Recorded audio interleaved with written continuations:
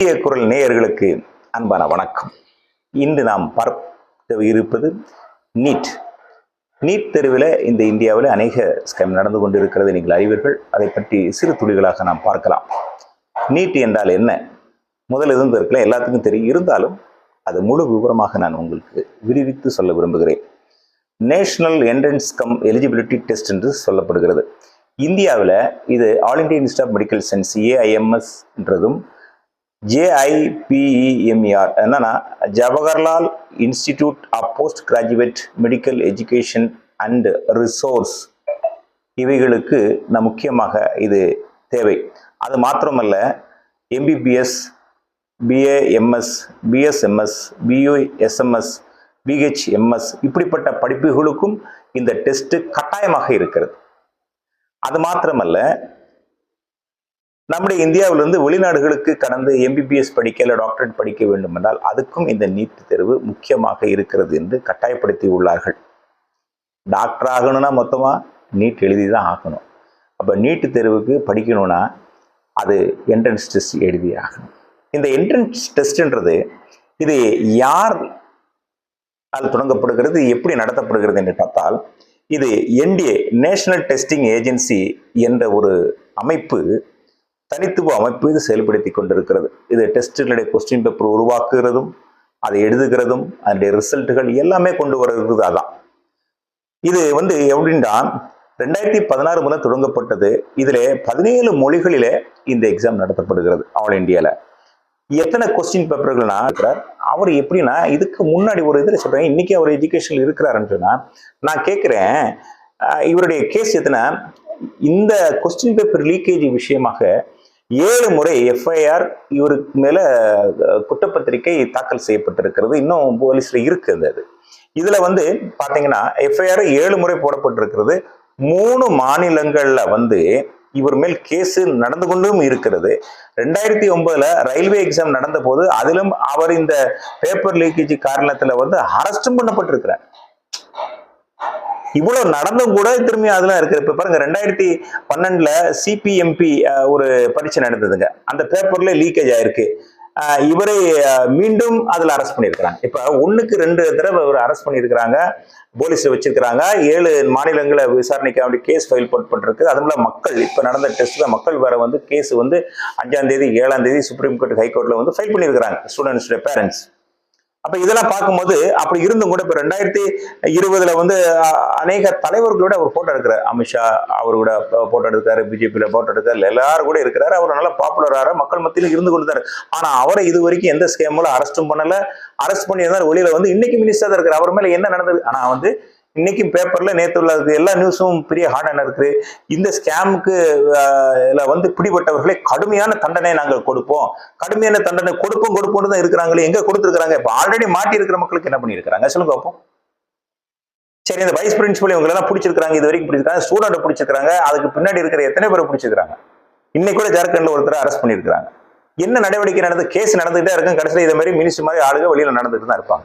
அப்ப மக்கள் இந்த கருத்துல என்னன்னா, இவங்கெல்லாம் அந்த எந்த இடத்துல இருக்கிறாங்க அப்படின்றத நீங்க பாத்துங்க. மக்களை எவ்வளவு தூரத்துக்கு முராட் பண்றாங்க. இப்ப இந்த ஒரு விஷயத்துல நான் உங்களுக்கு சொல்றேன். ஒரு தலைவர் இத உதாரணமாக ஒரு இதை எடுத்துக்கிறோமே. 2021 முதல் 2023 வரை இந்த 3 வருஷத்துலயும் 21, 22, 23 வருஷத்துலயும் டோட்டலா இந்த நீட் டெஸ்ட் எழுதினவங்க எத்தனை பேர்னா 43,174. அதுல ஆவரேஜா 620, 720 மார்க் வாங்கினவர்கள். ஆனா இந்த வருடம் 2024 டோட்டல் 51,000 பேர் எழுதியிருக்கிறாங்க. இதுல 620, 720 வாங்கின மார்க்குகள் ரொம்ப ஹையா தான் இருக்கு. இது எங்க இருந்து வந்தது, எப்படி வந்ததுன்றது அதுக்கு நான் சொல்றேன். 16 மார்ச் யூஜி நீட் டெஸ்ட்டுக்கு அப்ளிகேஷன் கடைசி டேட்னு சொன்னாங்க. அது காரணத்தை சொல்றேன் எப்படி நடந்தது. ஆனால் அதுக்கப்புறம் ஒரு மாசம் கழிச்சு என்ன தகவல் கொடுத்துருக்காங்க, 9-10 ஏப்ரல்ல 2 நாள் யாரெல்லாம் அப்ளிகேஷன் கொடுக்க விருப்பம் உள்ளவர்களோ கொடுக்கலாம். இது வரைக்கும் நடக்காத ஒரு விஷயம் தாங்க நடந்திருக்கு. அதாவது சொல்லப்பட்டிருக்குது 16 மார்ச்ல யூஜி டெஸ்டினுடைய date last date of submitted application கொடுத்து க்ளோஸ் பண்ணிட்டாங்க. அதுக்கப்புறம் ஒரு மாசம் கழிச்சு என்ன சொல்றாங்கன்னு சொன்னா 9/10 ஏப்ரல்ல 2 நாள்ல யார் வேணா அப்ளிகேஷன் கொடுக்கலாம். அந்த அப்ளிகேஷன் கொடுத்ததுல அந்த 2 நாள் எவ்வளவு பெரிய தெரியுமா? 24,246 அப்ளிகேஷன்கள் சப்மிட் ஆயிருக்கு. ஆனா இந்த 24,246 பேர்ல எத்தனை பேர் கொடுக்கப்பட்டிருக்கிறார்கள், யார் அவர்களுக்கு என்ன மார்க் கொடுக்கப்பட்டது, இன்னைக்கு கோர்ட்ல கேஸ் போட்டுக்கிறாங்க. பேரண்ட்ஸுடைய பிள்ளைகளுடைய பேரண்ட்ஸ் இது கேட்டிருக்கிறாங்க, இவங்க எல்லாம் யாரு, இவர்கள் எத்தனை பேர் பாஸ் பண்ணியிருக்கிறாங்க, எத்தனை பேர் ஃபெயில் ஆயிருக்கிறீங்க, எத்தனை மார்க் வாங்கியிருக்கிறாங்க காட்டுங்க, இவங்க இந்த இவனுடைய நம்பர் என்ன ஃபுல் டீட்டெயிலாக கொடுக்க சொல்லிக்கிறாங்க. இதுக்கு என்ன பதில் சொல்ல போறாங்கன்னு தெரியல. கிரேஸ் மார்க் வந்து 1563 கிரேஸ் மார்க் கொடுத்துருக்காங்க. இந்த இதுக்கு யாரு அந்த நீட் தலைவரா இருந்திருக்கிறாருன்னா பிரதீப் குமார் ஜோஷின்றவர் தான் இதுக்கு முதன்மையா இருந்து இந்த கிரேஸ் மார்க் கொடுத்திருக்கிறாரு. எதுக்கு கொடுத்திருக்காரு, எது கொடுக்குறாரு, கிளியரான விளக்கங்கள் கிடையாது. இப்ப இது ரத்தின சுருக்கமா தான் சொல்லிட்டு வரேன். இதுல இன்னொரு விஷயத்தை நான் சொல்ல வருகிறேன். பீகார், ஜார்க்கண்ட், மகாராஷ்டிரா இந்த மாதிரி ஏரியாக்கள்ல நடக்குது. இதுல வந்து பணம் கொடுத்து பாஸ் பண்ற பிள்ளைகளை வந்து அழைச்சிட்டு போறாங்க, அவங்ககிட்ட பேசுறாங்க. என்ன நடக்குதுன்னா அவங்களுக்கு அட்வான்ஸ் 10 லட்சம் ரூபாய், பாக்கி பிளாங்க் செக் கொடுக்கணும். பிளாங்க் செக் கொடுத்து அட்வான்ஸ் கொடுத்த பிள்ளைகளுக்கு என்ன சொல்லியிருக்கிறாங்கன்னா, நீங்க எங்க போய் எழுதணும் அப்படின்னா ஜெய் ஜலராம் ஸ்கூல் குஜராத்ல, அங்க போய் கோத்ரா குஜராத்ல இந்த ஸ்கூல்ல போய் ஜெய் ஜலராமன் ஸ்கூல்ல போய் நீங்க அப்ளிகேஷன் ஒண்ணு நினைச்சு பாருங்க.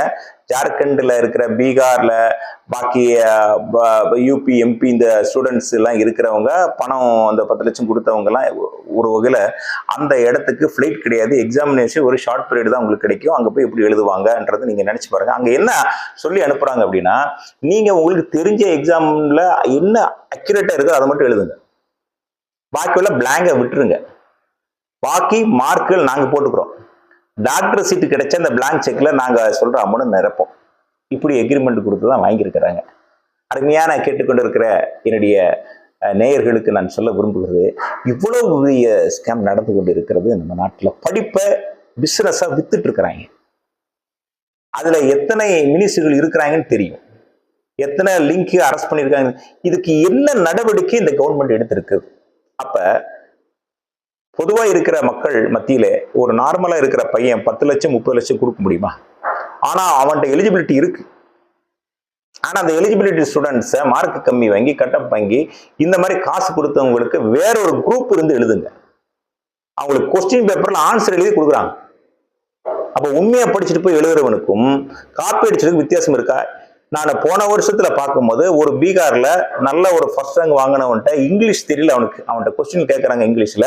ஒரு டாக்டர் நீட் டெஸ்ட் எழுதுனதுக்கு இங்கிலீஷ் தெரியலங்க, இங்கிலீஷ் தெரியாம பேசுறான், அவனுக்கு இந்த மெடிக்கலை பத்தி தெரியல. அப்ப அவெல்லாம் எப்படி பாஸ் பண்ணி? அப்ப அந்த மாதிரி படிப்பறிவு இல்லாதவனுக்கு காசு வாங்கிட்டு டாக்டர் ஆக்க முடியும். ஆனா நம்ம தமிழ்நாட்டை பொறுத்தவரை, சவுத் இந்தியா பொறுத்தவரை படிச்சு ஞானமா எழுதுற பிள்ளைகளுக்கு மார்க் கம்மியா அவங்களுக்கு கிடைக்க மாட்டேங்குது. நம்ம தமிழ்நாட்டுல எத்தனை பேர் தற்கொலை செய்து நம்முடைய பிள்ளைகள் இறந்திருக்காரு? யாராவது கேட்டோமா? அதெல்லாம் கேட்க மாட்டோம். குடிச்சிட்டு செத்தவனுக்கு 10 லட்சம் கொடுக்க தெரியும், அதுக்கு பின்னாடி கவர்மெண்ட் ஆறுதல் சொல்லும். ஆனா இந்த மாதிரி நீட்டு தேர்வுகளுக்கு போராட்டம் நடத்தலாம்ல, நிறுத்தலாமே. இல்லை சரி, அதை உண்மையா நடந்துட்டா கூட பரவாயில்ல. ஆனா இவ்வளவு பெரிய ஸ்கேம் நடந்துட்டு இருக்க. அப்ப என்னன்னா, இவங்க கூட்டு மொத்தமா சவுத் இந்தியாவில் இருக்கிற பிள்ளைகள் அவர்கள் நல்ல நிலைமைக்கு வரக்கூடாது, நார்த் இந்தியா படிப்பு இல்லாம இருக்கிறது, ஒரு முன்னேற்றம் இல்லாமல் இருக்கிறது, அதை அவங்க கட்டி காத்து கொண்டு போகணுன்றது அவங்களுடைய நிலைமை. இது இவங்க ஆட்சியில கொண்டு வர்றது. இதுதானே உண்மை, மக்கள் தெரிந்து கொள்கிறது. இன்னும் சில துளிகளோடு மீண்டும் உங்களை சந்திக்கிறேன். சரியான வார்த்தைகளை நான் உங்களுக்கு சொல்லியிருந்தேன் என்றால், இது ரொம்ப தேடி பிடிச்சி எடுத்து இதை ஆதாரபூர்வமாக உங்களுக்கு நான் சொல்லுகிறேன். உங்களுக்கு விருப்பம் இருந்தால் இதை நீங்க லைக் பண்ணலாம், இல்லை கமெண்ட் பண்ணலாம். மீண்டும் இந்த வாய்ப்பை உங்களுக்கு சமூகத்தில் அளிக்க விரும்புகிறேன். நன்றி, வணக்கம்.